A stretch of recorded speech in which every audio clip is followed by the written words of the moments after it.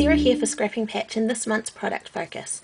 Today I'm going to be talking about Tattered Angel's Glimmermist, and this is the Chalkboard Glimmermist, and the colour I'm using here is charcoal. Tim Holtz Distress Stain, and here I have the barn door, and also Prima Mistables. So this is what they look like, and I'm going to show you what they do in a second. So here's the tag I've created for this month. I went kind of goth with it, a little bit dark, lots of black and red and white.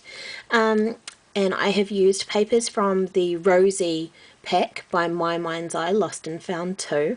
So I'm hoping that you can see that amazing sparkle on the cameo piece and also on the background of the tag. That is from this amazing Chalkboard Glimmermist. This is my favourite Glimmermist ever. I really like it. So I'm going to show you how to use that. But first let's have a quick talk about the Distress Stain. So on my tag for with the Distress Stain, I've used it to create this stencil effect just with the leftover from a die cut, and I've also, although I've ended up covering up most of it, I've also darkened the patterned paper a little bit. So let me show you quickly how I do that.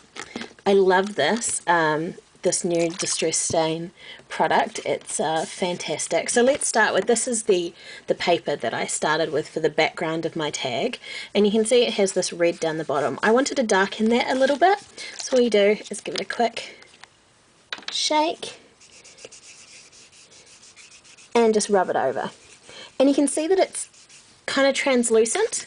It's not going to cover everything completely. You can obviously layer it to give you more of a coverage, but it comes out in a gorgeous vibrant colour, and so you can do a lot with it. But what I really like to do is changed pattern papers. So here's a piece of paper from the Five and Dime collection by October Afternoon, and with these papers that are black, sort of printed on a neutral kind of background, you can easily just go over it and change the colour of the paper really quickly, really simply. You could put a couple of colours on there. Here's a bit of star paper I have in my scrap box.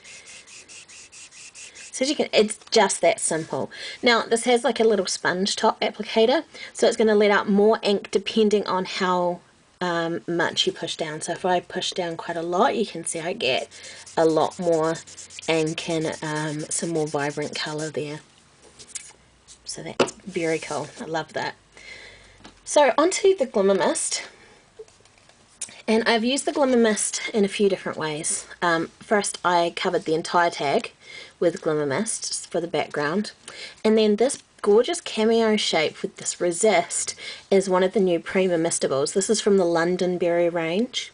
I've also used both the Distress Stain and the Glimmermist on my die cut flowers. So on the reverse I've sort of just roughly gone over with the Distress Stain, and on top I've sprayed them with the Chalkboard Glimmermist, and it's given me, in places I wasn't that careful, I wanted sort of a rough look, so in places it's given me sort of this crazed kind of vintagey look. I really like it.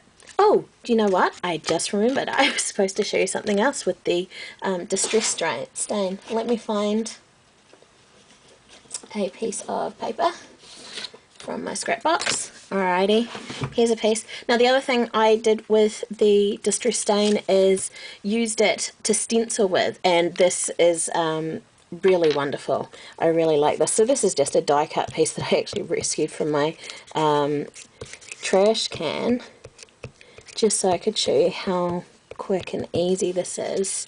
So any sort of dies and things like that you've got, you can go through and stencil with them really easy. I made that one a little bit wet. I've pushed a little bit too hard, but you get the idea. Alright, so back to the Glimmermist.